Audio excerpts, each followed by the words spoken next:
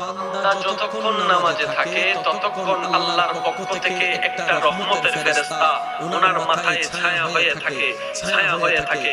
বান্দা যখন কিয়ামে থাকে তখন তার জন্য আল্লাহর কাছে দোয়া করে, যখন রুকুতে যায় তখন তার জন্য আল্লাহর কাছে দোয়া করে, যখন বান্দা বলে সামি আল্লাহু লিমান হামিদা তখন রব্বানা লাকাল হামদ বলার সাথে সাথে ফেরেশতা বলে মওলা তোমার প্রশংসা করছে তোমার বান্দা, তুমি একটু কবুল করে নাও, তুমি একটু কবুল করে নাও। বান্দা যখন সুবহান রাব্বিয়াল আযীম বলে তখন ফেরেশতা বলে মওলা তোমার প্রশংসা করছে, আমি শুনছি। সুবহান রাব্বিয়াল আলা বলছে, ফেরেশতা বলে মওলা তোমার প্রশংসা করছে, আমি শুনছি।